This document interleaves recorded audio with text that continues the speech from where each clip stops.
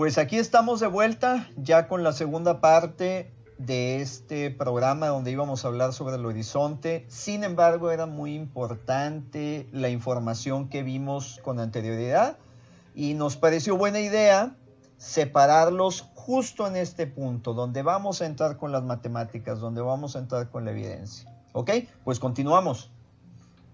Dale, sí, pido disculpas, tal vez si fue un poco extenso lo anterior, lo que pasa que es vital entender ese punto de vista de por qué a nosotros nos cuesta tanto aceptar este tipo de cosas, o ver, mejor dicho, las cosas desde otra forma, porque nos han enseñado una universidad, un solo paradigma, una UNESCO, una ONU.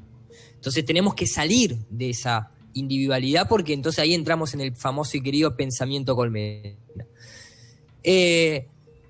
Básicamente, si nosotros vivimos en un planeta esférico, redondo, inclusive, ¿no?, que nos dicen que es perfecto, prácticamente, o sea, nos muestran que es perfecto, pero nos dicen que es ovalado, pero que es un poco más achatado, bueno, después lo vamos a ver eso.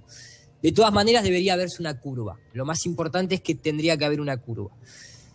Entonces, desde lo que nos enseña la UNESCO, cuando nosotros vamos a ver qué tan grande es la Tierra, digamos, nos vamos a encontrar con un número que también tiene su ritualismo por detrás, por eso utilizan el número de 12.742 kilómetros, ¿sí? Esta supuestamente es la medida del diámetro de la Tierra. Entonces, a nosotros esto no nos dice nada. No nos dice nada. El radio, que esto sí nos va a empezar a decir mucho, es de 6.371 kilómetros, ¿bien? Ahora, un dato curioso, ya que vimos en el capítulo anterior, el radio, no hay que olvidarse que significa el dios Ra, ya que Ra sabemos que es igual a Sol, y Dio, en italiano, es Dios. Tengamos en cuenta eso. ¿Quién es el dios de la Tierra? ¿Cuál es el radio de la Tierra? El Sol.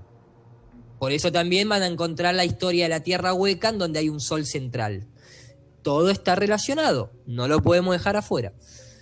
12.742 kilómetros. Acá el punto es el siguiente: ¿de dónde se saca esta medida?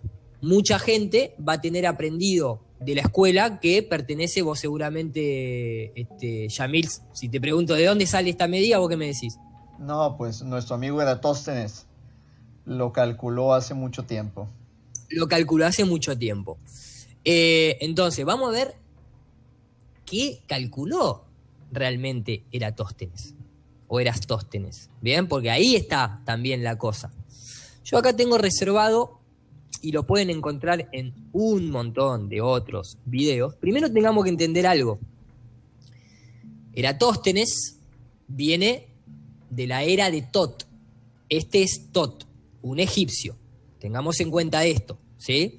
Ahora vamos a ver la medida matemática. Eras Tot. Era Tot. La era de Tot, la era del Sol. Nuevamente, pareciera ser que la ciencia oficial invoca, no es que la figura de Eratóstenes tenía esta pelada curva perfecta, ¿te das cuenta lo que es la esfericidad del cerebro de este tipo? Perfecto. Y te das cuenta lo que es un disco solar sobre la cabeza de Tot, haciendo cálculos, igual que hacen cálculos aquí. Bueno, vamos viendo cómo todo se conecta. Entonces, todo está conectado, el tema de la simbología. No es simplemente una cuestión de que está ahí, que se llama Erastótenes porque sí. Entonces, el tema de Erastótenes, ¿cuál es? De manera muy didáctica les voy a mostrar lo que nosotros solemos conocer desde el colegio, que es a donde apuntamos básicamente para tratar de entender de qué se trata todo esto. ¿Cómo hizo Erastótenes para sacar esa famosa medida de 12.742 kilómetros en una época en la que apenas había muy pocos utensilios tecnológicos? O sea, él lo calculó, pero nunca lo pudo demostrar. Nunca lo pudieron observar tampoco. Fue simplemente un cálculo. ¿Bien? ¿Cómo fue entonces? Vamos a ver qué nos dice la ciencia oficial con respecto a eso. El tamaño de la Tierra. Fue en Egipto en el año 235. Fue en Egipto ya, ¿no? Es una idea genial para medir por primera vez la circunferencia terrestre. Eratóstenes de Cirene, astrónomo, geógrafo y matemático griego, ideó lo siguiente. Sabiendo que el Sol, el día del solsticio de verano de ese año, se encontraba a mediodía en la máxima altura del cielo, era conocido para él que en la ciudad antigua de Siena, hoy conocida como Asuán, ubicada al sur de Alejandría, una columna vertical no proporcionaría sombra al recibir los rayos de luz emitidos por el Sol. En esta ciudad se encontraba un pozo profundo, del cual, gracias a que el Sol se encontraba justo ese día directamente arriba, Eratóstenes observó que la luz solar que ingresaba verticalmente en él se reflejaba en el fondo. Acá ya vamos viendo el tipo de cuento que nos están contando, ¿no? O sea, que justo ese día el sol no reflejaba en el pozo, que justo estaba en Egipto, que justo se sabía, ¿no? Había mucha justicia, evidentemente, en esa época. Eratóstenes razonó que si los rayos solares se prolongaban en esa misma dirección, podrían llegar al centro de la Tierra, así como cualquier otra recta vertical que se proyectara desde otra ciudad. Ahora, acá el punto hay que entender esto, o sea, al tipo se le ocurrió que tal vez la Tierra era redonda, porque nadie había hablado de que la Tierra era redonda como para imaginarse de que podría llegar hasta un centro de la Tierra. ¿Bien? Puesto que Eratóstenes concebía que la Tierra era redonda. Ahí lo dice, puesto que Eratóstenes concebía, o sea, esto fue, para la historia, una idea de él.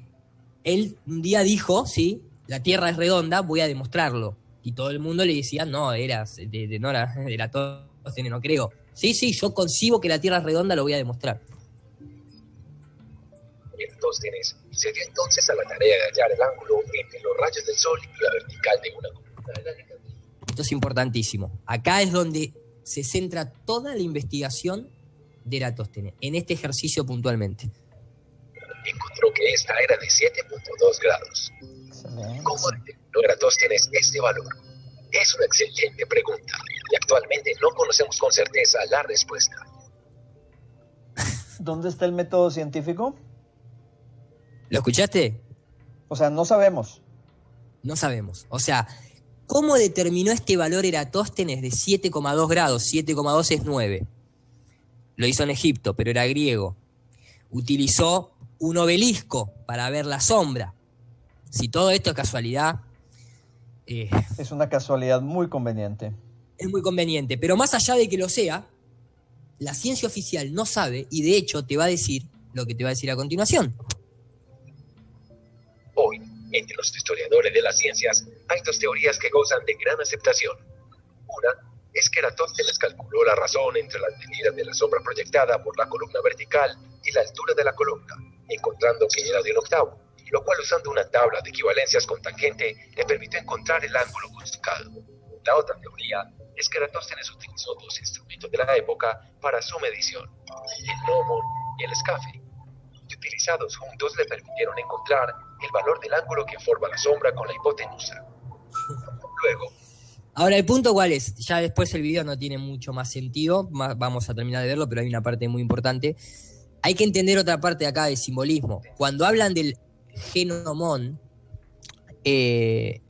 o sea, en este análisis que venimos haciendo del lenguaje, la palabra gnomon, ¿vos sabés cómo se dice en inglés cuando uno dice yo sé esto? I know that. Exactamente, I know that. Exactamente, cuando vos escribís I know, ¿de dónde viene la raíz de know? Viene justamente de, te lo voy a mostrar así, porque esta palabra, nomón, viene de, que mucha gente lo va a saber asociar con lo que es las sociedades secretas, viene de, ¿por qué gnosis se escribe con G adelante? Buena pregunta. La gnosis. Viste que cuando se habla de agnóstico, las personas que son agnósticas y las personas que son como gnósticas, la persona agnóstica significa como que no tiene conocimiento. Un agnóstico, de alguna manera, el agnosticismo es como que de alguna manera te falta conocimiento, ¿verdad? Pero cuando vos te querés referir a que tenés conocimiento, no se escribe gnosis, sino que se escribe Gnosis, con G. con G. Cuando acá te cuenta que un tipo que supuestamente hace invocación a la era de Tot, que es egipcio, que en egipcio, que con un obelisco egipcio, que usó esto, que es una pirámide, te están diciendo simbólicamente que usó que el conocimiento oculto, la gnosis. De ahí vienen los gnósticos, de ahí viene I know, know. Esta raíz hace invocación y por eso nadie sabe cómo lo hizo, porque se creó en una logia esto. ¿Bien? Sigamos. Quiero que la gente lo termine de escuchar de palabras de lo que te enseñan en la escuela. En la escuela. ¿no? O en las La universidades UNESCO. también. En las universidades también. Luego, con este ángulo, era sencillo deducir el ángulo buscado por el teorema de la suma de los ángulos interiores de... Después acá viene la parte de verdad, obviamente. El método no importa. Acá empieza.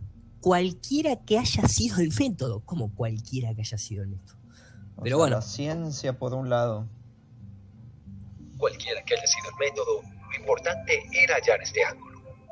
Si se prolongan las líneas que describen los rayos del sol, Importante. en Siena, y la vertical de la columna en Alejandría hasta el centro de la Tierra, el ángulo es el mismo que se forma por los rayos del sol y la columna en Alejandría. El ángulo medido. Esto se explica si consideramos los rayos del sol paralelos y la vertical de la columna como una secante. Nuevamente, si consideramos los rayos del sol paralelos. Pero, ¿qué problema tenemos con considerar a los rayos del sol paralelos? Hay un muy grave problema. Yo acá lo que estoy mostrando es qué tan equivocada y sospechosa es la medida de la curva, ¿sí? Ahora después vamos a hacer la verdadera medida de la curva. El problema es que justamente los rayos del sol no son paralelos, son divergentes, ¿sí? Porque si fuesen... y esto que quede claro algo, o sea, el planteamiento que está utilizando Aristóteles justamente hace alusión a esto, a que si el Sol está tan lejos y es tan grande, los rayos solares deberían entrar de forma paralela, entonces se podría hacer ese famoso cálculo basado en la sombra. Bien, el problema ¿cuál es? La realidad nos muestra que los rayos de Sol no son paralelos. Y esto no se produce por la divergencia de la luz solar cuando atraviesa un medio líquido, como puede ser la atmósfera, la humedad, las gotas de agua o la nube. ¿Por qué? Porque si se difractara, tendría que producirse esto. Tendrían que salir para todos lados de manera aleatoria, entre comillas. Sin embargo, todos los casos de la vida real pareciera haber un punto y la luz en un ángulo circular. A más lejos el objeto, esto es un programa de computadora que yo utilizo, a más lejos la fuente de luz, más paralelo son las sombras. A más cercano son más de un punto, divergen en forma angular hacia su entorno. Y pareciera ser que todos los casos en la vida real tienen la misma distribución y no la distribución que usa Aristóteles para determinar esa sombra, pero todavía tiene más incongruencias la famosa medida del diámetro oficial de la Tierra.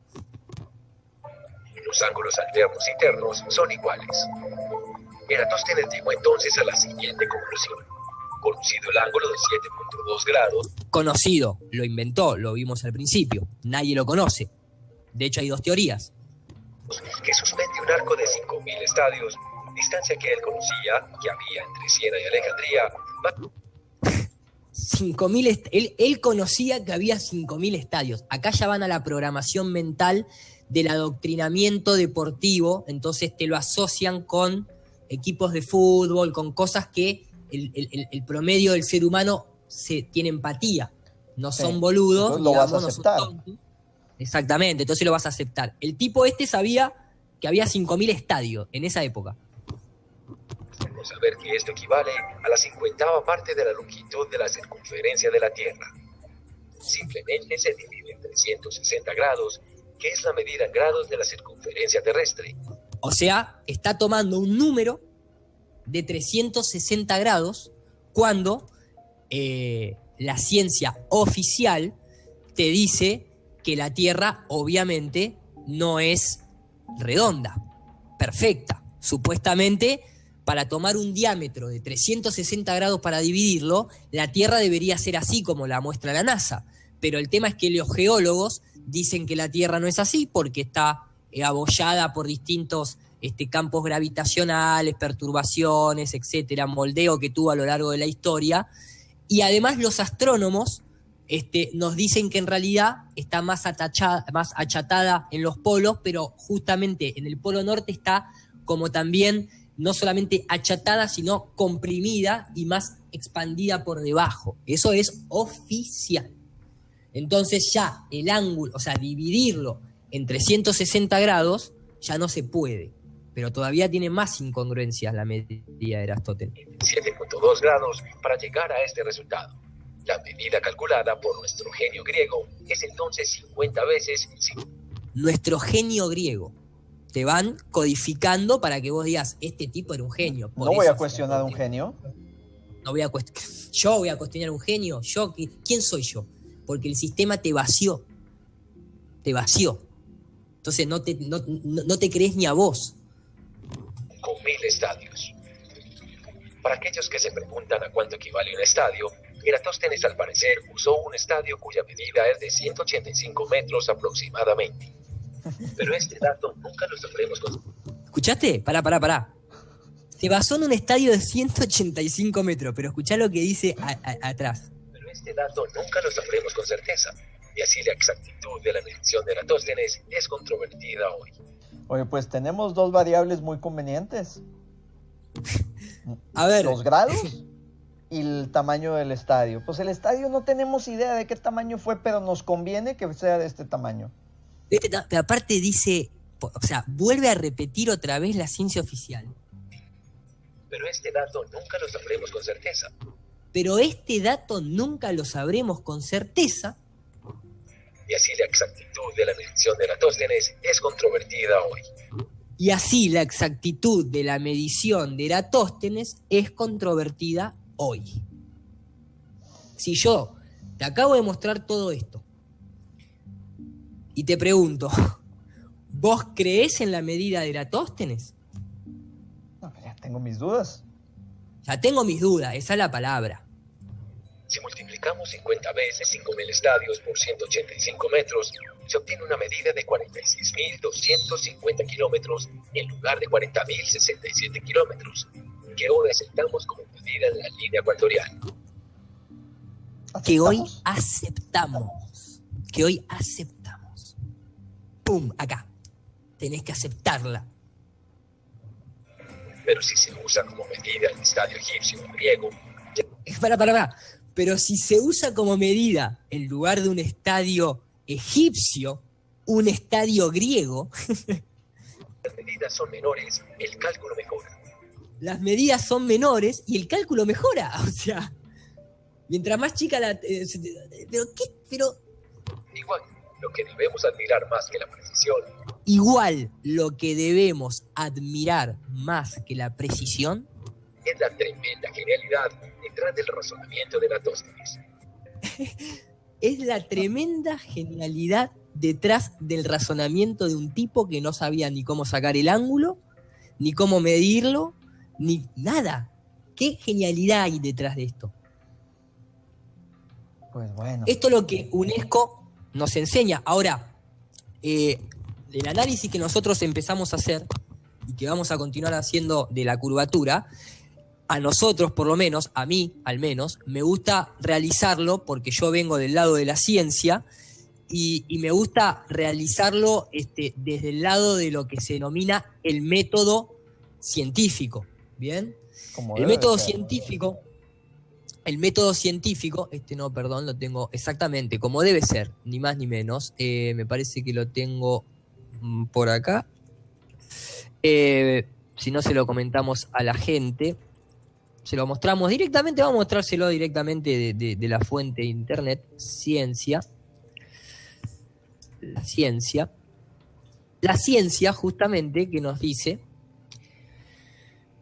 que la ciencia es el conjunto ordenado de conocimientos estructurados sistemáticamente. La ciencia es el conocimiento que se obtiene mediante la observación nunca pudo observar su medida. A la actualidad nosotros no podemos observar el radio de la Tierra, como vamos a ver.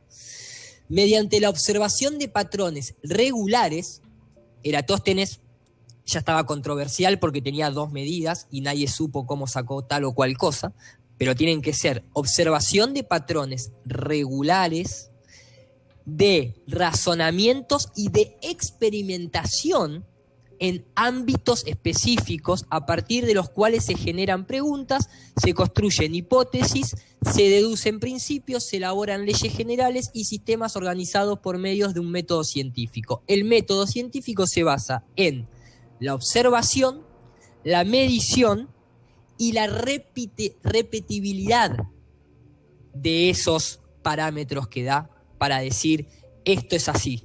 ¿Por qué? Porque lo pude calcular, pude pasar al campo de la experimentación y lo pude repetir. Es viable. Sí, listo, démosle para adelante.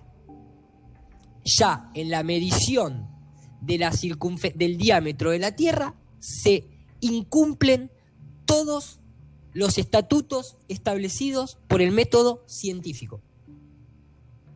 Ya no es ciencia lo que estamos hablando. Vamos a seguir hablando igual, pero dentro de lo que es la ciencia oficial, la medida del planeta Tierra a la fecha de hoy, como bien decía, no cumple los protocolos científicos.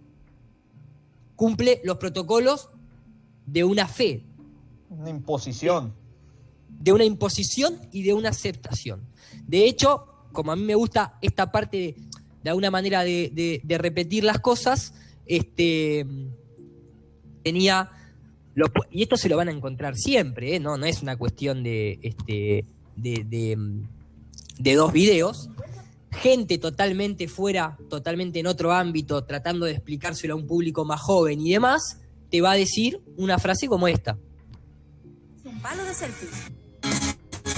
En ese palo que usas para hacerte fotos se puede medir el radio de la Tierra. Y quien dice un palo de selfies dice una escoba, una lanza, la vara mágica de Gandalf, lo que sea. Solo necesitas un palo, una regla, un lápiz y un papel. Casi lo mismo que utilizó Eratóstenes en el siglo III a.C. para realizar una medida tan precisa del radio de la Tierra que aún hoy en día sigue asombrando a historiadores, científicos, filósofos e incluso al sastre de Quinafrica. ¿Cómo pudo hacer esto? Pues... Me explico, ¿no? O sea, a la fecha de hoy sigue asombrando a filósofos, científicos, matemáticos y cualquiera que intente deducir cómo sacaron 12.400 y pico de kilómetros del diámetro. Nadie sabe cómo Eratóstenes hizo eso y sin embargo la ciencia te dice oficialmente que la Tierra tiene 6.000 kilómetros de radio. Me vas viendo, ¿no? Por dónde va todo este engaño, ¿no? ¿A qué niveles? Bien, ahora... Lo que hizo Eratóstenes fue esto. Él concebía que la Tierra era redonda, entonces sacó este cálculo. ¿Cuál es el problema? El problema es que si lo haces en una Tierra plana, también da el mismo punto, también da el mismo ángulo, solamente que tenés que concebir que la Tierra, en lugar de ser redonda, es plana, y lo que cambia el número es la distancia del Sol. Si vos lo haces, si el cálculo de la sombra vos lo haces con este método, te va a dar que el Sol está entre 4.000 y 7.000 kilómetros de altitud, vamos a decirlo. Si vos lo haces con el método de Eratóstenes, tenés que concebir que la Tierra es redonda y que el Sol está tan lejos que los rayos del Sol deberían entrar paralelos, algo que tampoco se ve en la vida real. Lo que se ve en la vida real, ¿qué es? Esto, el punto focal y los rayos en forma angular, como cualquier propiedad física de la óptica y de la refracción y la difracción de la luz, está en la ciencia de hoy en día. ¿Bien? Así que ópticamente, o sea, observablemente dentro del método científico, yo lo que veo es esto. Esto no lo veo. Pero bueno, continuamos. Quería dejar claro porque nadie se toma el laburo de analizar correctamente la medición de Eratóstenes. Sí, no, es que te dicen, genio, te dicen la ciencia lo acepta y ya, lo das por hecho. Y lo das por hecho. Exactamente. ¿Por qué? Porque era gente gnóstica. ¿No? O sea, eran eruditos. Mirá Mirá la pirámide masónica de la alegoría de la ciencia. Pum, pum. Pero bueno, y la serpiente, ¿no? O sea, si esto es alegórico, esto es explícito, literalmente. Veo una serpiente ahí, con la cabeza. Veo una pirámide. Vamos, muchacho.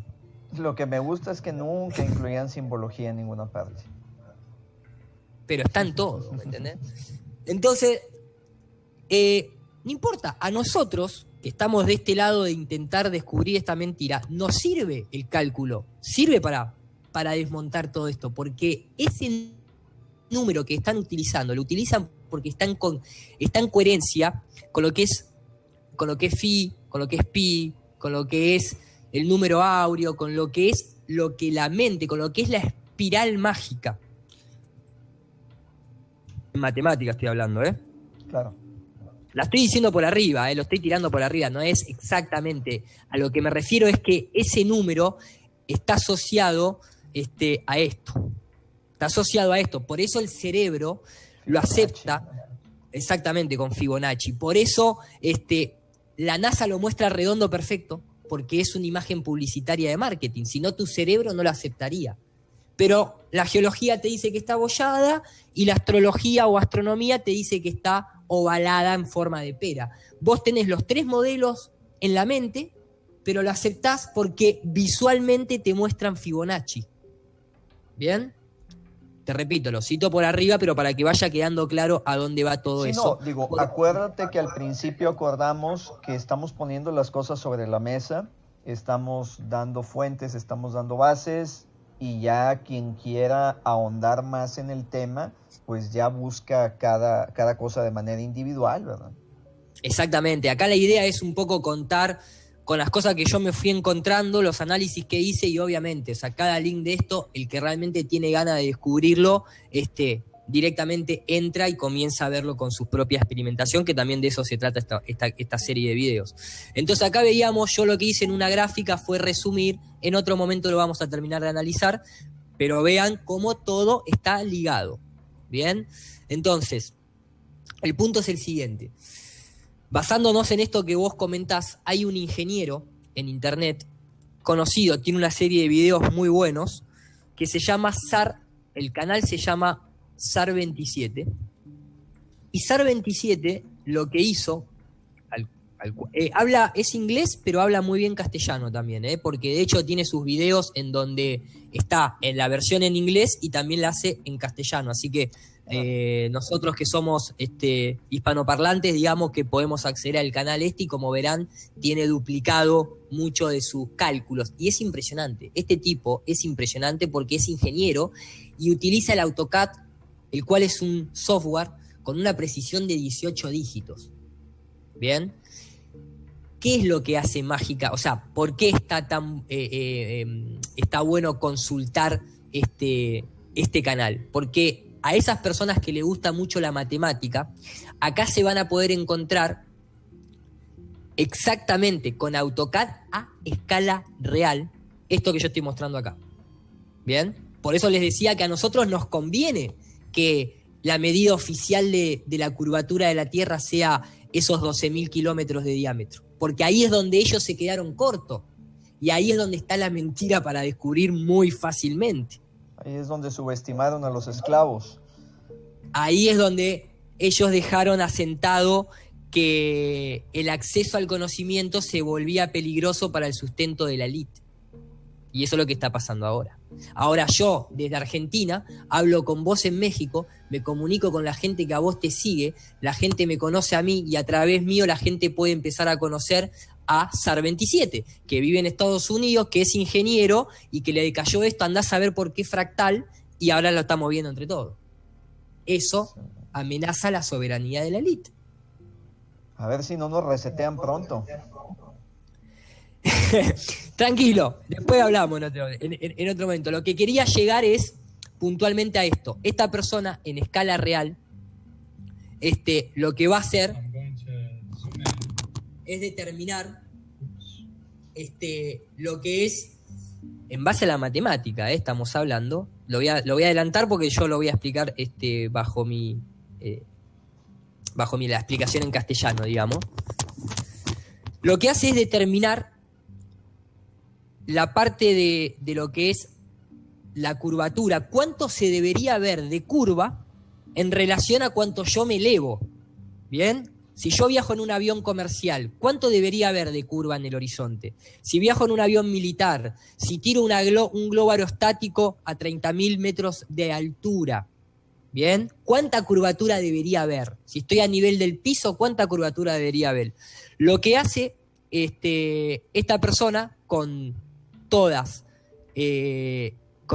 cálculos matemáticos oficiales, porque el tipo es ingeniero, ¿bien?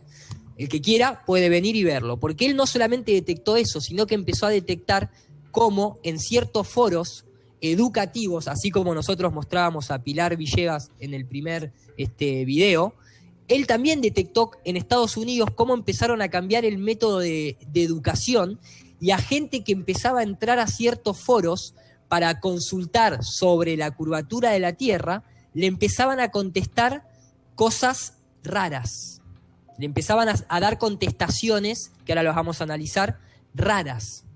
Entonces vos decís, ¿a qué nivel llega esto de conspiración, entre comillas, si se puede llamar conspiración a esta altura? De que te están dando mala información en foros educativos oficiales. Lo mismo que veíamos en el primer video. No es nada raro para nosotros de este lado, lógicamente.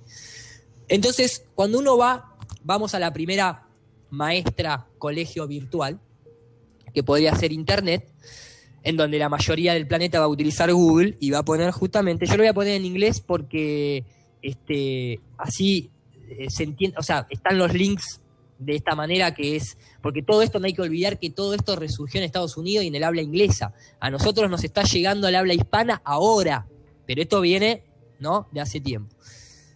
Entonces, lo primero que te sale es fotos de curvas, fotos con la Tierra curvada.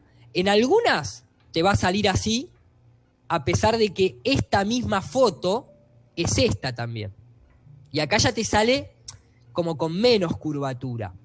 Y acá ya le ponen una nébula. Entonces ya esto no es ni repetible ni observable, por eso lo estamos viendo constantemente distinto, pero no importa. Vamos a los números. Supuestamente, Wikipedia lo que nos va a decir en cuestiones de lo que es la curvatura de la Tierra, nos va a dar un montón de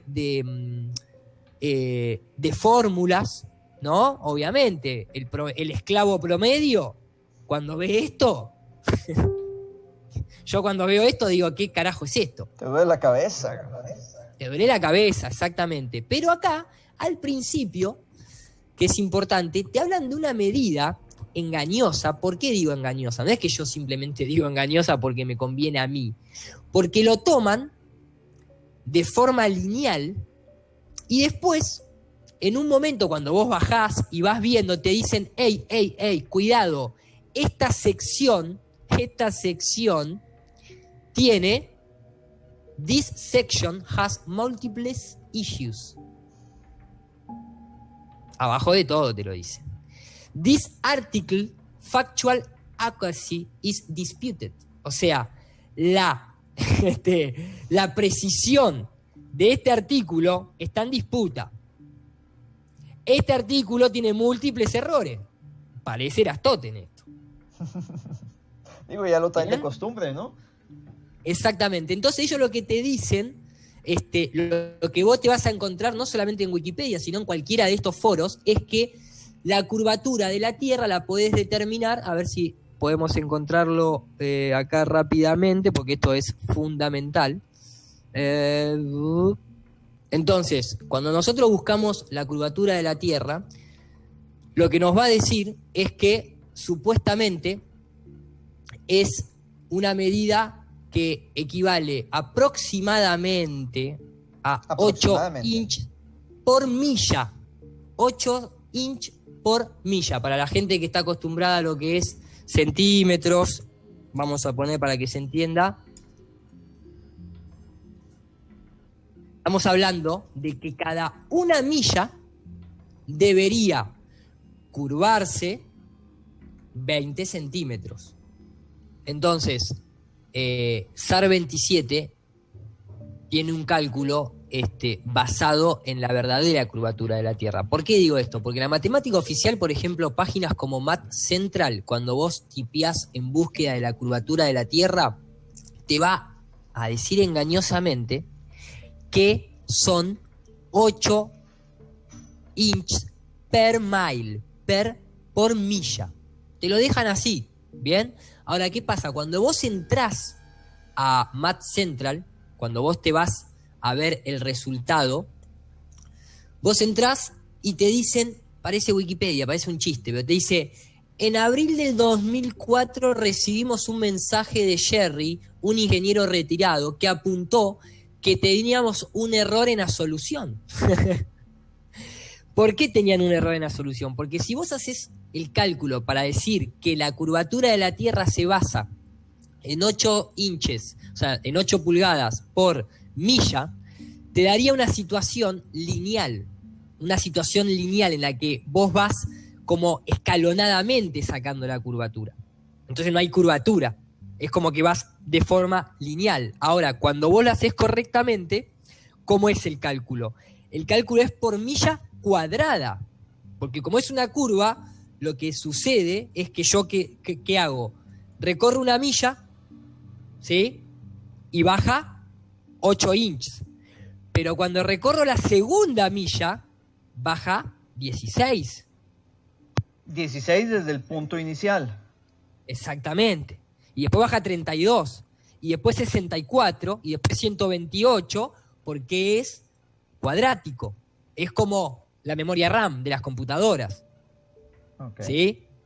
Va en ese sistema. Entonces, como va en ese sistema, ¿pero por qué va en ese sistema? Porque así se fabrica la curvatura. O sea, cuando vos buscás trigonometría, esto basándonos en esto que charlábamos, ¿no? Demostrarle a la gente dónde puede ir a verificar todo esto. Cuando vos te basás en justamente lo que es trigonometría esférica, tenés que basarte en este principio que nosotros estamos hablando. Lo estoy mostrando por arriba para que la gente lo vea. Este cálculo de acá, justamente, es el mismo que hace SAR 27, en el que determina de manera correcta cómo es el cálculo de trigonometría esférica. Después todo esto, obviamente, nosotros lo que vamos a hacer es poner un link para que la gente lo pueda ver, porque no hay tiempo para mostrar todo y analizar todo. Lo que sí quiero que quede claro es que es al cuadrado. ¿Bien? Entonces, eso es como, de alguna manera, es como, es esto que vemos acá. Punto inicial, ¿sí? Y esto es lo que tendría que caer en curva a medida que yo avanzo. O sea, tengo 1 kilómetro, tengo 1 kilómetro de distancia, así, baja 0,12 metros. 0,12 metros, así es, o sea que son 12 centímetros. Exactamente, 12 centímetros. Ahora, ¿qué pasa? Hasta ahí todo bien.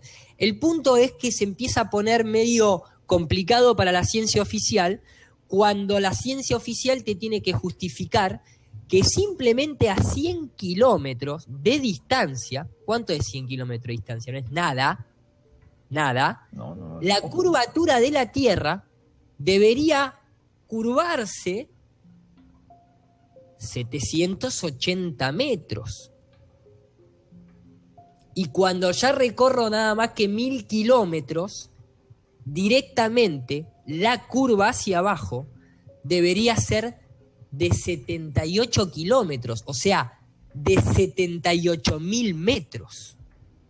Tómala. Pero el ojo promedio humano, desde un avión comercial, puede ver depende la visibilidad atmosférica, pero en un día despejado, que hay miles de días despejados en vuelo, un vuelo comercial nosotros sabemos más o menos que está a unos 10.000 metros de altura, ¿bien? Que son más o menos, exactamente, que son más o menos unos 10 kilómetros. Entonces, acá uno lo que tiene que entender es lo siguiente.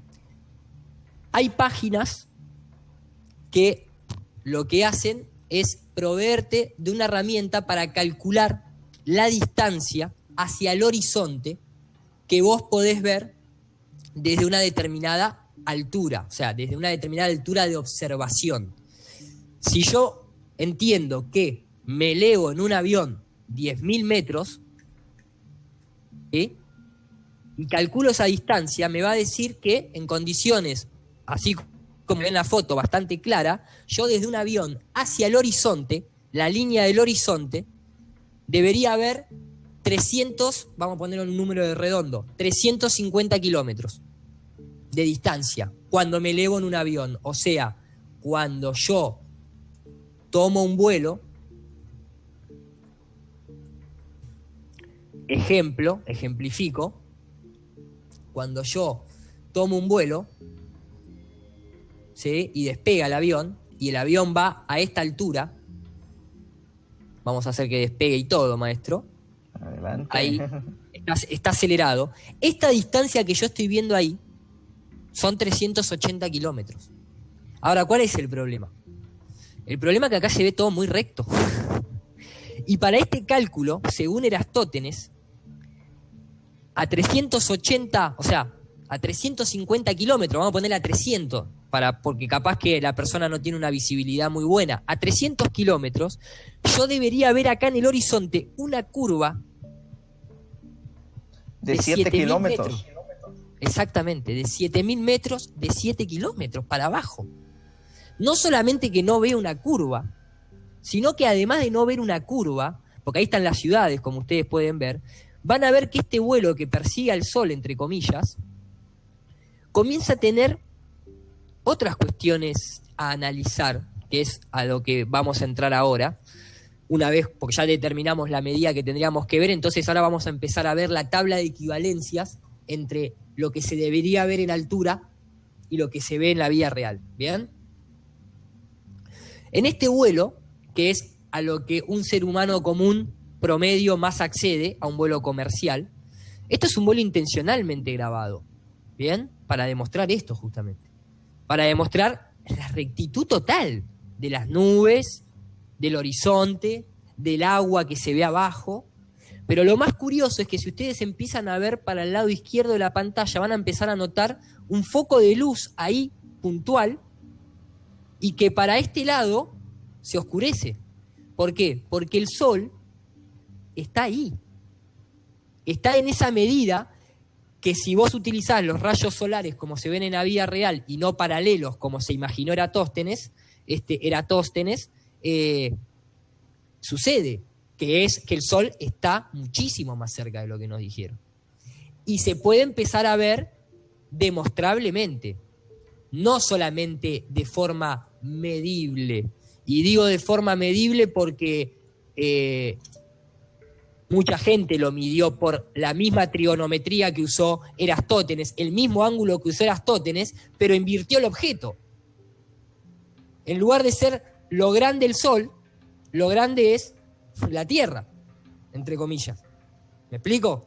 Entonces, ¿qué hizo el modelo luciferino heliocentrista? Ingeniería inversa. Por eso funciona. En cálculo funciona. En papel funciona. Pero no funciona en la vida real. No funciona en la parte observable. No funciona en esto. No funciona en esto, en lo que es la parte observable. Funciona nada más en la parte medible. Ni siquiera es repetible lo de la ciencia oficial. Pero lo que nosotros vamos a mostrar sí es repetible. Acá vemos la puntualidad del sol simplemente en un vuelo comercial. Ni siquiera entramos todavía a analizar el salto de Félix Bloomberg, por ejemplo. O ni siquiera analizamos un vuelo militar. ¿Entendés? Mirá lo que es la mancha de luz acá solar en un espejo de agua. Esto parece está como si estuviera ahí arriba, directo. Es que ni siquiera es que parece, Yemil. Vos sabés que por óptica esto solamente se puede dar si el objeto y la fuente lumínica está ahí arriba. Porque aparte las sombras de las nubes están en orientación a la posición de esto.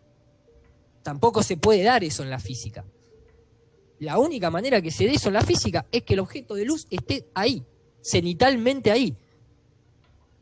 Y eso no lo puede negar. O sea, así funciona la óptica, así funciona la física, ¿me entendés? O sea, negar esta puntualidad de luz cenital, estamos entrando entonces en una cuestión nuevamente de fe. Esto es un vuelo comercial simplemente. Ahora, ya veíamos que teníamos que tener más o menos unos 7 kilómetros de curvatura. Recién empezamos. ¿Qué pasa, por ejemplo, con los ingenieros que comenzaron a realizar, por ejemplo, la de mandar globos aerostáticos con cámaras hacia el horizonte? ¿Bien? ¿Qué pasa con estas pruebas que la gente hace? Que todas las pruebas que la gente hace, no importa a quién le pertenece, ahora vamos a mostrar un par para que vean que no pertenece a una única sola fuente, que no pertenece a la ONU Ciencia, sino que es varias personas que cada vez que mandan una cámara de altitud, el horizonte no solamente es recto, sino que el sol está ahí. ¿Qué es lo que uno percibe, eh? Si vos salís a la calle y mirás el sol, aunque la ciencia oficial te va a decir no mires el sol que te hace mal, vos vas a ver un disco solar del mismo tamaño que la luna. Y no estoy diciéndolo de manera simplemente especulativa, porque yo eso lo comprobé y lo grabé en mi casa, en un día de pileta, simplemente lo pueden hacer. Ese es el sol. Con 2 anteojos, vos podés ver el disco solar que se forma. Pero, okay. A ver, uno dice, pero lo estás haciendo con 2 anteojos. Sí, pero eso es lo que ven los ojos de cualquiera y lo que ve cualquier filtro solar, porque yo lo hice de esa manera. Está todo bien. Si querés criticame de que es un método poco científico y de que estoy utilizando herramientas incorrectas, pero el astrónomo que yo sigo, Alex Carrion, utiliza un Celestron con filtro solar, y el problema es que a Alex Carrion, lo tengo por acá, lo tengo en la carpeta mía de sol, y no solamente a Alex Carrion, sino a muchas otras personas, el sol y la luna, cuando no te lo muestra la NASA, sucede que es un disco perfecto. Y que no gira, sino que rota. Porque para girar, como te lo muestra la NASA, de esta forma ridícula, totalmente digital, como te lo muestra acá. Hollywoodense. Hollywoodense. Acá te lo muestran que gira. ¿Por qué que gira? Porque va de acá hacia acá. Pero cuando los astrónomos en tierra miran el sol, estas manchas no giran, sino que todo lo contrario, rotan. Acá tenés 5 horas fotografiado el sol, y esas manchas que aparecen, además que donde ves una explosión nuclear acá, ¿no? Rotan. De hecho, esas son las imágenes que yo recuerdo del sol cuando lo veía en el telescopio. Así. Exactamente. Sin llamaradas, sin diferencias notables, solo recuerdo las manchas solares. Es electromagnetismo el sol. No tiene ni una sola explosión de nada. Entonces, empezamos a ver que hay una intencionalidad de ocultar las cosas de una manera muy obsesiva de alguna manera. Acá tenemos otra persona que también, el sol y la luna, como en todas las culturas iniciáticas, tiene el mismo tamaño. Lo pueden comprobar. Estas son cosas que lo pueden comprobar ustedes mismos, desde su casa, con telescopios, con anteojos, con filtros solares, con lo que quieran, les va a dar el mismo resultado. Entonces, ¿el punto cuál es? El punto es que si nosotros tenemos en cuenta, por ejemplo, una cámara de altitud como la que estábamos mostrando, les pido disculpas tal vez si voy y vengo, pero está todo ligado. Yo creo, no sé, ¿vos lo venís entendiendo? Yo te vengo siguiendo, y de hecho por eso me mantengo calladito lo más que puedo. Ok, vamos entonces. Atención. Exactamente. Porque la ciencia oficial siempre nos va a mostrar esto. Te elevás del piso, te ponen una GoPro. Vas a un avión a 70.000 pies, como llegaba el Concorde o los aviones militares, aparece esta curva. A los 10.000 pies, o sea, también te muestran esta curva. A los 33.000 pies también te muestran esta curva. O sea, siempre la misma curva. Lo cual es sospechoso. Exactamente, no importa la altura, siempre la misma curva. Entonces acabamos de mostrar un avión comercial que se eleva a 10.000 pies, donde se debería ver así 7 kilómetros de curvatura, pero la vida real nos muestra totalmente recto y encima nos denuncia un punto cenital de luz solar. Si pasamos a esta altitud, si pasamos a la altitud de 33.000 pies, o un poquito más, porque son 33.000 metros en realidad, estábamos con esto, con gente que eleva los globos. Acá este es otro grupo de gente, obviamente, porque son varios. Nos encontramos siempre que esas fotos que aparecen, entendamos que las lentes tienen distorsiones, ¿no? Obviamente. Por eso ahí se ve convexa, porque tiene que quedar de manera alineada para que la imagen quede recta, porque es un lente. ¿Bien? Vos esto lo comentabas la otra vez y en el primer video mostrábamos el software que se utiliza para corregir el ojo de pez, la GoPro, ¿bien? Entonces, toda la experimentación siempre da recto. No importa la cantidad de metros que uno alcance. Toda la experimentación independiente. Independiente. Ahí podemos ver una clarísima puntuación de luz. Clarísima puntuación de luz. Ahí podemos ver la rectitud clarísima del horizonte. Esto es imagen real, esto es filmación real, esto no hay mucho para discutir a esto. Esto, inclusive hay una de las cámaras, acá se están viendo pero miles de kilómetros, no se están viendo 300 kilómetros. Ahora vamos a ver matemáticamente cuánto se está viendo en una cámara de esas. Porque esto llegó, por ejemplo, a 31.000 metros. Metros. 31.000 metros. ¿Sí? 31.000 metros son 30 kilómetros. ¿Bien? De altura. De altura. ¿Qué significa? Que yo al horizonte debería estar viendo 600 kilómetros. Esta imagen, ese horizonte que está ahí, representa 600 kilómetros. ¿Bien? Si yo me baso en la cuenta,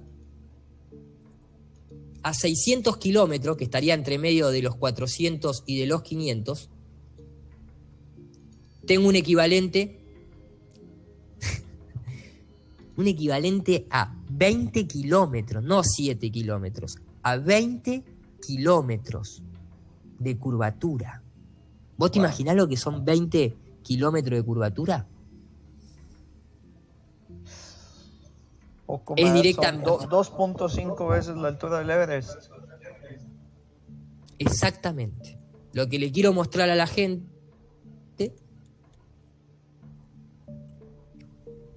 en la edición después, entonces se lo voy a mostrar desde acá. Aquí, para que la gente sepa que nosotros lo que porque muchos agregan, no, porque ahí hay una pequeña curva y demás. Cuando uno ve este tipo de imágenes que cambia la curvatura. ¿Por qué cambia la curvatura? Porque depende cómo se mueve la cámara, uno puede determinar que hay partes que tienen más curva o menos curva acá.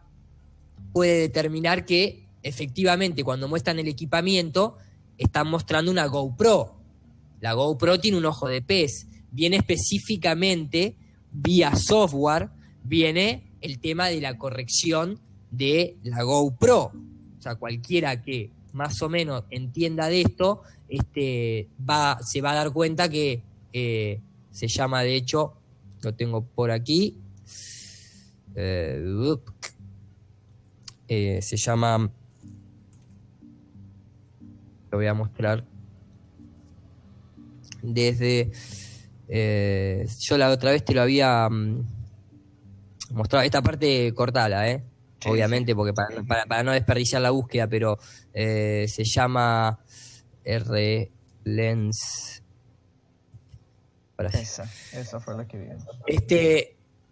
Esta clase de efectos que corren bajo After Effects, el software que nosotros usamos, es justamente para que, ¿por qué? Porque se tiene que ver así cuando se filma con una GoPro. Se tiene que ver así. Entonces se distorsiona un poco en los bordes. Acá podemos ver la diferencia. Nadie va a pensar que esta imagen está mostrando la curvatura de la Tierra, lógicamente. Entonces existen esos softwares, ¿para qué? Para corregir la lente. Entonces, por ejemplo, cuando nosotros tenemos que tener en cuenta que un avión militar, como puede ser un MiG-29, muy conocido dentro de la milicia de lo que es aeronáutica, ¿verdad? Un MiG-29, acá te muestra que primero tiene una GoPro, el casco del piloto. Después tiene una GoPro al frente. Y después tiene una GoPro en la parte trasera. ¿Bien?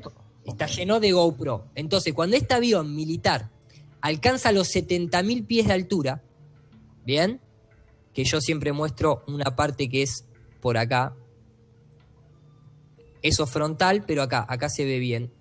En la parte, fíjense que cuando la cámara más o menos se enfoca, se ve bastante recto el horizonte, pero hay un par de imágenes que lo enfoca otra cámara que tiene frontal, cuando llega al máximo de altitud. Déjame que la encuentro. La quiero encontrar y cuando se pone bien curva, porque hay una parte que se pone, pero recontra curva. Acá viene. Perdón, maestro, que tal vez esto es lo que te comentaba, de que como no lo tenía abierto iba a estar capaz un poquito desprolijo. Pero la puta madre.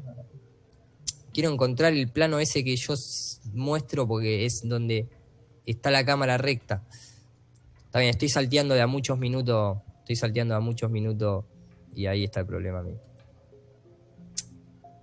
Hijo de puta. No, me vuelve loco, boludo. Me vuelve loco porque, viste, cuando la querés encontrar, no la encontrás. Y Eso es común y pasa en todo momento. dale.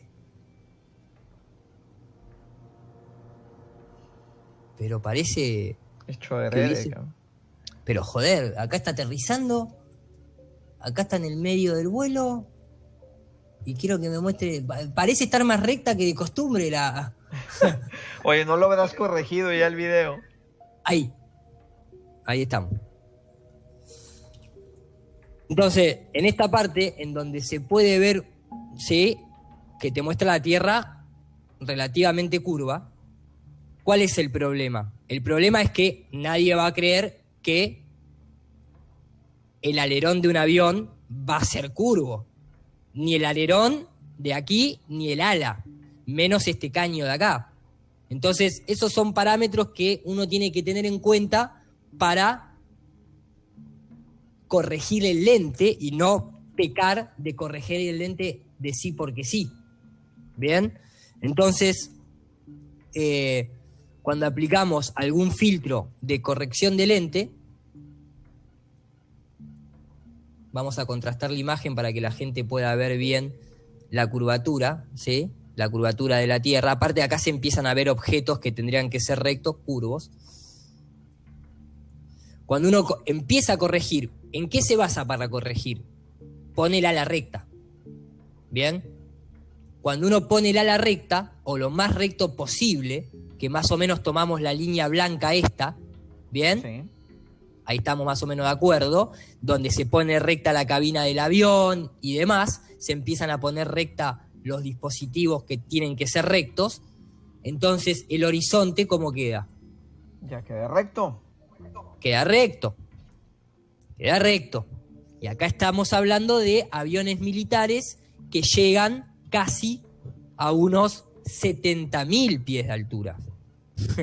Estamos Lo cual, hablando casi 20 kilómetros de altura, 20.000 metros o cuánto. más o menos, exactamente. porque son 70.000 pies, no 70.000 metros, ¿bien? No, pies. Lo máximo que nosotros tenemos, o sea, hoy en día, aunque parezca una cosa de loco, la máxima altitud alcanzada no es por ninguna nave de la NASA ni ningún cohete de la NASA, ¿eh? Todos llegan a la misma altura, la NASA llega a la misma altura.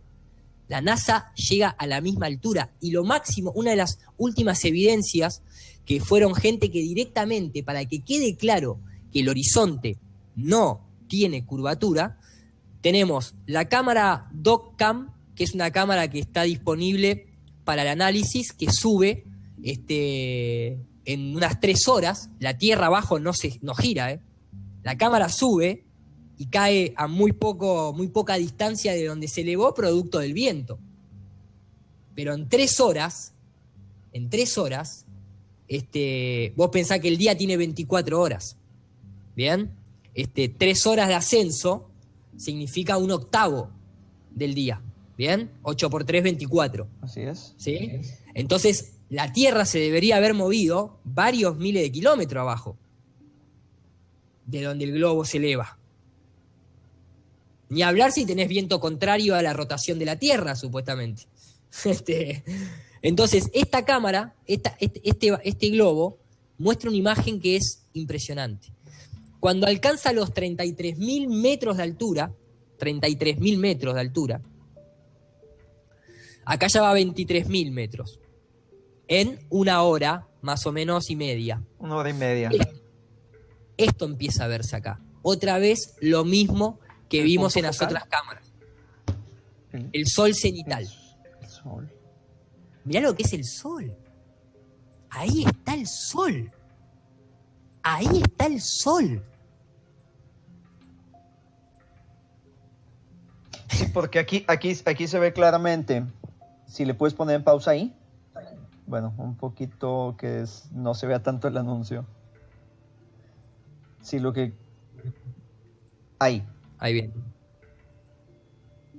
O sea, podríamos decir, oye, no, pues no está el sol directamente sobre esa parte. Si ese punto brillante se estuviera viendo en la orilla, o sea, al fondo de la imagen, pero estamos viendo que tenemos nubes no iluminadas de este lado, y luego nubes no iluminadas atrás. Mirá todo lo que falta. Mirá todo lo que falta para que se produzca el efecto de una Tierra esférica. Esto, no el que niega, porque no se trata de negar, digo, el que hace vista gorda a esto es que no tiene ganas de enterarse que no vive en un planeta esférico. No, y va a haber muchos definitivamente. Aquí el plan es poner todo esto sobre la mesa y tener la esperanza de que indaguen más en el tema, que vayan y hagan las matemáticas que propone este señor, el ingeniero que dijiste, ¿cómo se llamaba? SAR 27. No, 27. Y aparte, sí, pero aparte hay, hay pero muchísimo. Yo lo que he hecho, para que la gente lo entienda, el punto este es un programa 3D que yo uso cotidianamente para trabajar. Si la Tierra es plana, y el Sol está a tantos kilómetros como nos dicen, como vos bien decís, lo que debería verse es... Te quiero mostrar esto, porque me metí, perdón. Esto lo quería mostrarle. Si existiría alguna curvatura de la Tierra, ¿sí? Y el Sol no está arriba, sino que está en la lejanía, como la ciencia oficial nos dice, el reflejo en el agua debería verse de esta forma, en el borde de esa supuesta curvatura. Y lo que nosotros vemos acá es que muy lejos está del borde. La única manera que esto se pueda producir es que la superficie sea plana, ¿bien? Y el objeto a reflejar esté arriba. Okay. Es la única manera. No hay otra manera. Para que podría ponerlo en la misma orientación, ¿no es cierto? Pero a lo que voy es, cuando queda atrás, o sea, cuando hay un reflejo cenital y para atrás ese reflejo no toca el borde, significa que la fuente de luz está ahí arriba. Ópticamente, físicamente, desde las leyes ópticas. Y no es la primera cámara que mostramos. Entonces, el punto acá, ¿cuál es? Porque creo que ya hay arriba puesta de la mesa un montón de elementos para que la gente indague, ¿sí? Hay medidas, hay fórmulas, hay cámaras de altitud, hay cámaras militares. Yo los invito, si quieren ver esto en detalle, para no hacerla larga y de alguna manera no cansar con este tema, yo tengo un video que fue el que vos comentaste, Yemil, por el cual vos accediste a mi canal, que se llama Cámaras de Altitud con fliqueo corregido. Fliqueo corregido, exactamente. Exactamente. Ese fue el que inició todo esto. Exactamente. Ese video, que también yo tengo la versión hecha en inglés, acá, este video, Cámaras de Altitud, no hay curvatura, mostramos todo. Mostramos todo lo que es vuelos militares, mostramos lo que es el salto de Felix Bloomberg, mostramos lo que es uno de los casos más impresionantes en el que una empresa civil manda al espacio un cohete por primera vez sin que sea la NASA, que después lo vamos a mostrar y demás. Pueden entrar a ese video y empaparse del tema, ¿sí? Acá hay algo muy importante a rescatar, que es lo siguiente. Se instaló en un globo una cámara de 360 grados. ¿Por qué? Porque hubo tantas dudas al respecto, que hubo gente que nuevamente dijo, vamos a meter una cámara de 360 grados a ver realmente qué tan recto es el horizonte, para que se vea en todos lados el horizonte. ¿Bien? Y lo que hicieron fue elevar una cámara, ¿sí? Estas son cámaras de 360 grados. Hacen esto. Acá te lo está mostrando para que se vea. Entonces, se debería ver así, si hay curva. ¿Bien? Ahora, ¿qué pasa? Cuando la cámara esta la empiezan a elevar y la cámara empieza a subir, obviamente, a baja altitud el horizonte es recto. Lógico. Por supuesto. Ahora, el problema es que esta cámara sigue elevándose, se sigue elevando. No se olviden que está mirando hacia adelante y hacia atrás y hacia los costados todo al mismo tiempo. Es una 360 virtual cámara lo que está puesto. Y el tema es que cuando pasa las nubes, nuevamente empezamos a ver el punto cenital de luz. Otra cámara distinta que muestra el mismo efecto.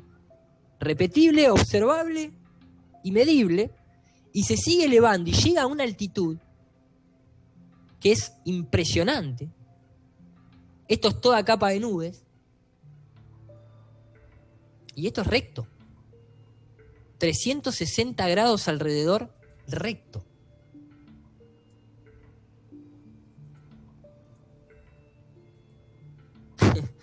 Y el sol ahí. Y ya te digo, o sea, inclusive yo acá tengo cosas que también mucha gente pregunta. Yo tengo cámaras de altitud que muestran de noche. Y el problema de estas cámaras para la ciencia oficial es que del lado nocturno se puede ver en la lejanía el sol. ¿Cómo explicas esto de un modelo redondo? No debería estar ahí. No debería estar ahí. Para la ciencia oficial esto es un problemón. Hay mucha evidencia. Esto no es la primera vez que sucede. Nosotros mismos podemos observar el sol y la luna al mismo tiempo. Inclusive que las orientaciones de la luz de donde estaría el sol a la luna le pegan en otro ángulo y demás.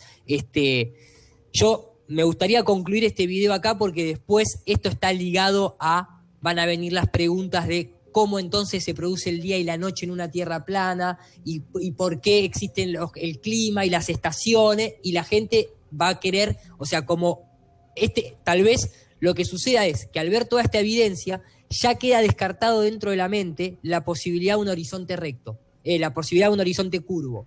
Pasan a aceptar un horizonte recto, pero ahora tienen que reformular todas las consecuencias. Todas las concepciones implantadas.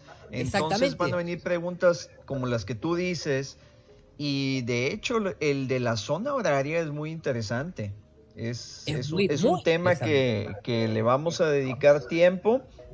¿Por qué se cambió al UTC, por ejemplo? Porque se cambió al UTC. Antes no se utilizaba el UTC como zona horaria. Así es. Ahí también hay otro pequeño engaño.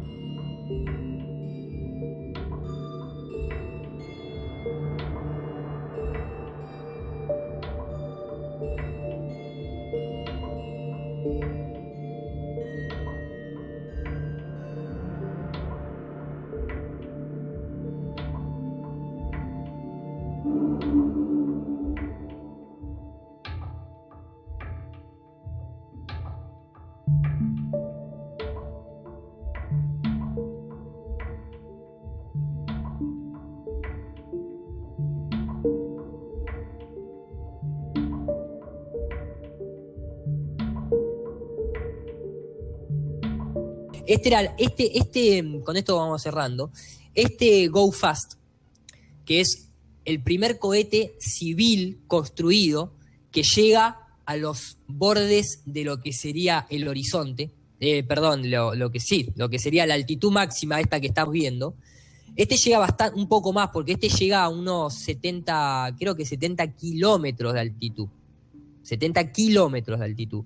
Es un ingeniero de los de verdad, de los que te muestran sus libros de estudio de lo que es termodinámica, de lo que es las leyes de Newton y demás. También los invito a que lo visiten, vamos a dejar el link abajo, se llama Brian Bullins, lo cual es un ingeniero muy bueno.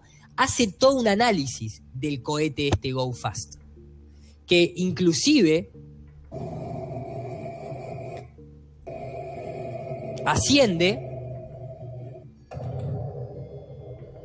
empieza a girar, porque la única manera de ascender es girando. Por eso los misiles de la NASA se caen.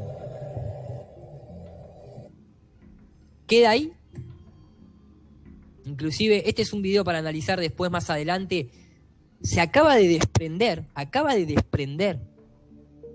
la parte de propulsión y no cae. Cae ahí, despacito. Baja despacio, como si algo lo estuviese sosteniendo. Y lo más raro es que ahí está la luna. ¿Bien? Pero acá está el sol. La luna y el sol al mismo tiempo. ¿Dónde está el sol? Acá. Porque ese es el video en donde este ingeniero lo analiza paso por paso, pero yo tengo yo tengo el video, porque está la página web y demás, ¿no? Go Fast.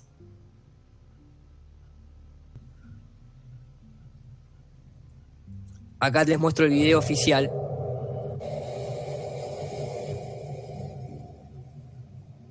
Vos fijate que recién en el año 2014 hubo gente ingeniera que pudo no depender de un establecimiento gubernamental para poder enviar algo buscando un poco el espacio. Llega a 73 millas de altitud. Fíjate. Y de golpe se va el sonido, pareciera estar abajo del agua, el sonido.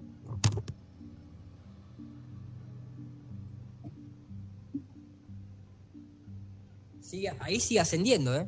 Todo eso sigue ascendiendo, ahora lo van a ver. Hitting the dome. 3, 2, 1.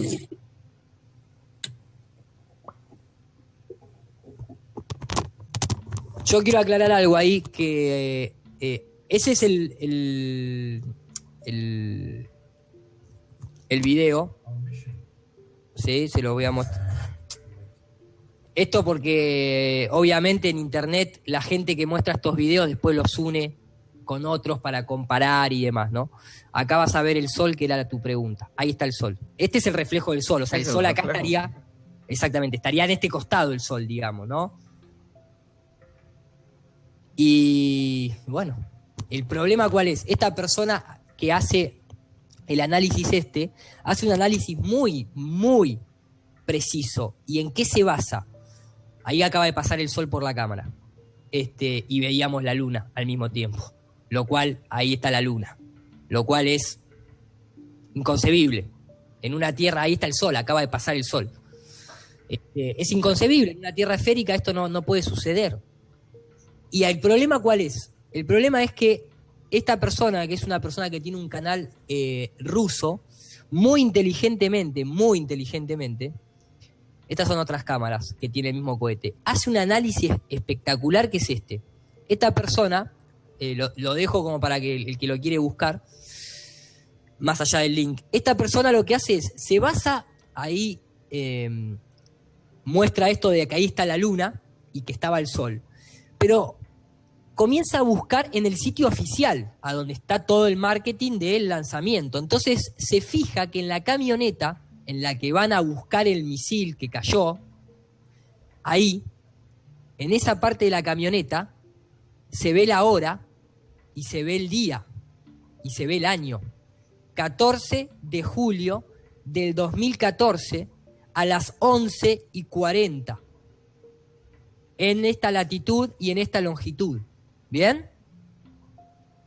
¿Se entiende? Sí, sí. Con estos datos, esta persona lo que hace es entrar a un sitio en internet muy conocido, que te provee de información de posición solar y lunar, basado en data real, proporcionada por organismos oficiales. Entonces el tema es que cuando esta persona busca esa fecha, se llama timeanddate.com, cuando busca cómo debería haber estado la posición de la luna y el sol ese día, a esa hora, en esa latitud y en esa longitud, el resultado que le da es que la luna debería haber estado del lado de Australia, no de Estados Unidos. Entonces ahí, ¿ves? Y el sol estaría acá. En esta parte de México sucede lo de Nuevo México, sucede lo del Go Fast. ¿Cómo vimos la luna? No solamente entra y lo pone en esta data, sino que también además entra a otra página que se llama, es una página muy conocida, Solar System Scope. Esta página, que es gratuita, vos también podés poner, digamos, perdón, esta no es. Es esta, creo que es. Es esta página de acá, en realidad. A ver si la puedo visitar directo. Porque son, a ver, el sistema es uno. Hay un montón de páginas de astronomía. Lo que te dejan hacer, ¿qué es? Es poner una fecha y ver la posición del sol. Ok. Y de la luna, en relación a todo este dato. Se llama, acá está, se llama Solar System Scope, ¿sí? Es ese, pero me parece que cambió el formato ahora. Entonces esta persona, basándose en esa data real proporcionada por entidades gubernamentales, no solamente lo buscan date and time, sino que también lo buscan Solar Scope. y al Sol, supuestamente, dentro del heliocentrismo, acá está el Sol, acá estaría, de este lado estaría el Go Fast Rocket, y acá está la Luna, del otro lado del otro lado del planeta. De Australia, ahí está Australia. Este Solar Scope System coincide con los datos oficiales que da Day and Night World Map. De timeanddate.com. Exactamente. Entonces, ahí está la Luna y ahí está el Sol. ¿Qué hacemos con esta evidencia? Alguna de las dos es mentira. Y vos date cuenta que mucha gente que intenta desbancar toda la investigación de la Tierra como algo plano, o mejor dicho, vamos a entrar porque no es plana tampoco. No entremos en esa porque no es plana. Es importante eso.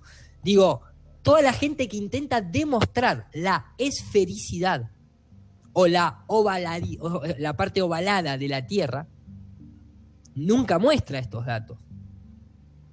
Nunca muestra estos datos. ¿Por qué? Porque con esto se cae todo. Yo lo único que, para concluir, lo que les quiero demostrar es que ante toda esta evidencia, la matemática tiene un concepto también.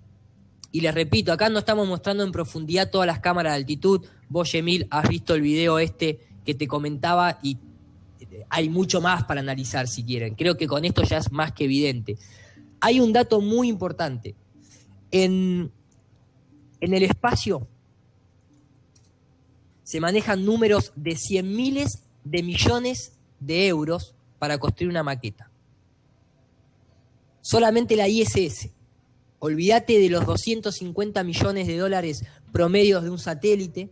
Olvídate de la misión. Hay un documental que se llama $1 Billion Mission y hace referencia a el Curiosity. $1 billón gastaron en la misión del Curiosity. $1 billón. Por eso la NASA le puso la misión de $1 billón.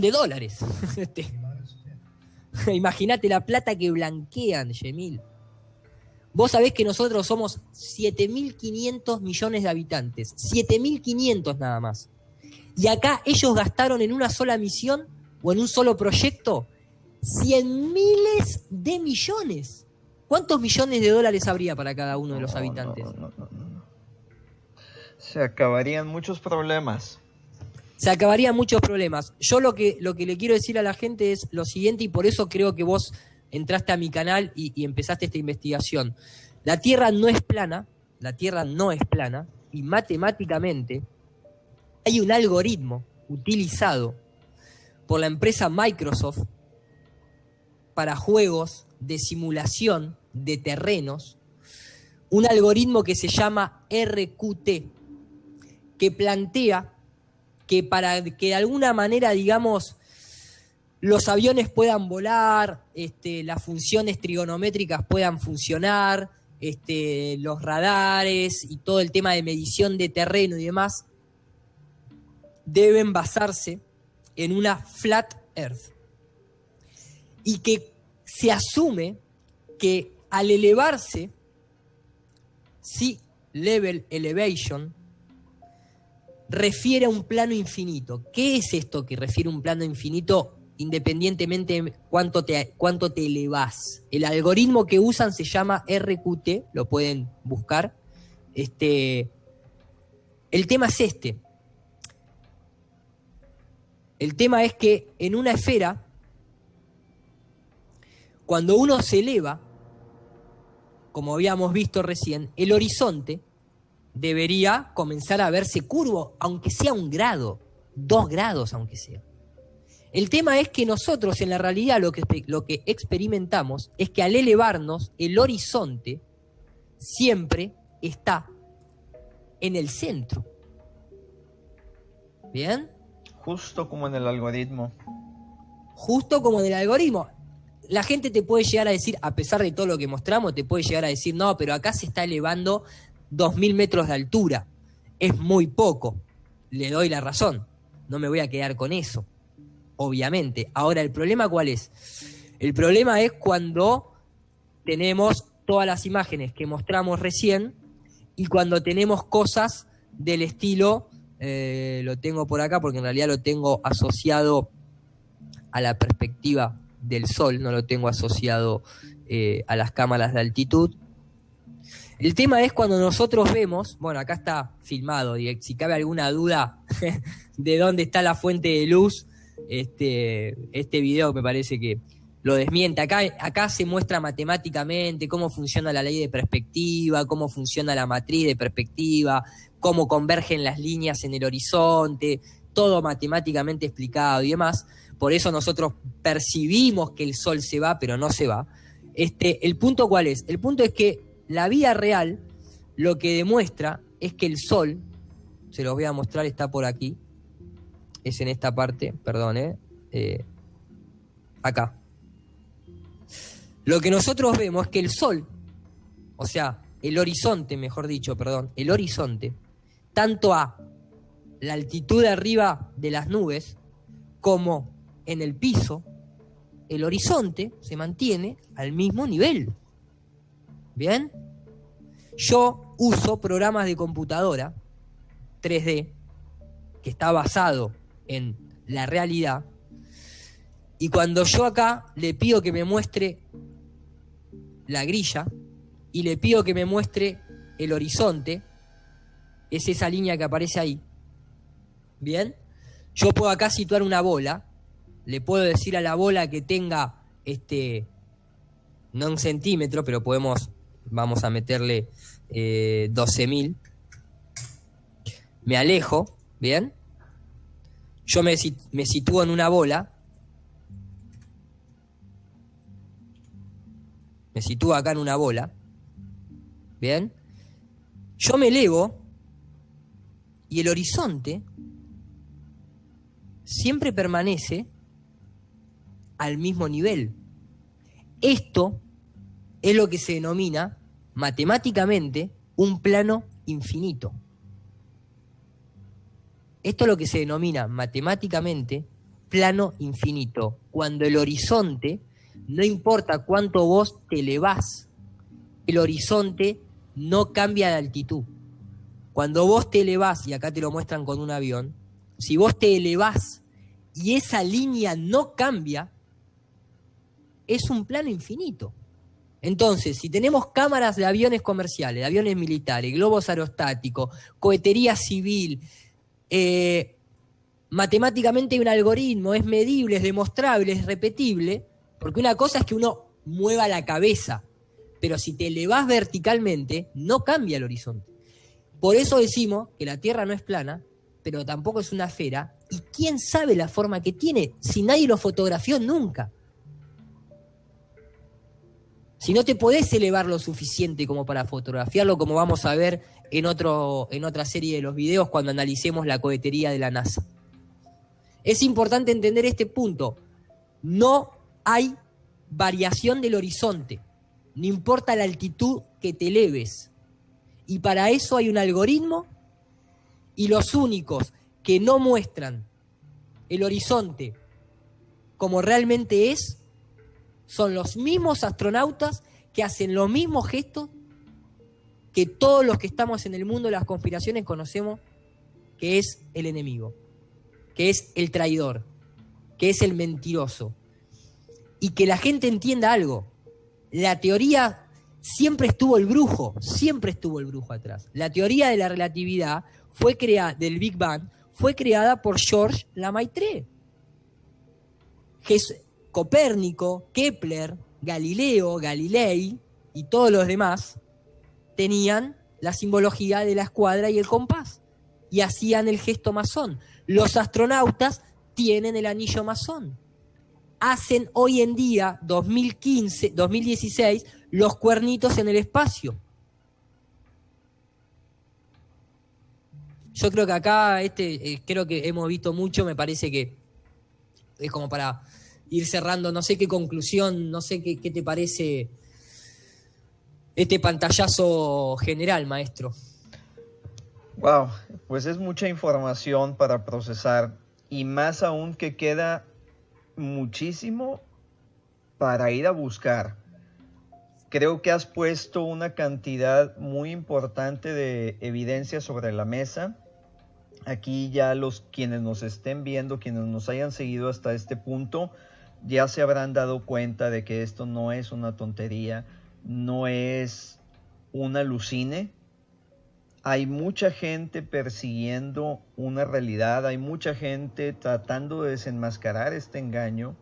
Como dice Iru, no es una tierra plana, no es una esfera, no sabemos realmente qué forma tiene. Lo más acertado, de acuerdo al comportamiento real que vemos, es que es un plano infinito. Por eso le llamamos en esta serie tierra plano dimensional.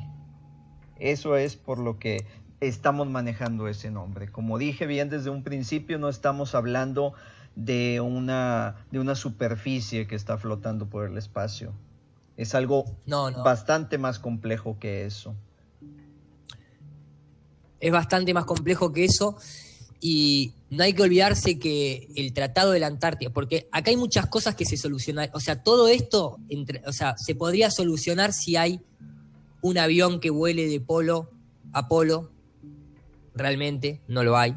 Se podría solucionar con una imagen satelital de los polos o del planeta entero, no lo hay. Entendamos que el Tratado Antártico está en una pirámide inacabada, firmado, y que el que se piense de que se podría fotografiar algo con respecto a la esfericidad de la Tierra, o que se podría llegar a... Porque hay mucha gente que, los que estamos realmente en esto, no decimos que hay una pared de hielo tipo Game of Thrones en donde no se puede escapar.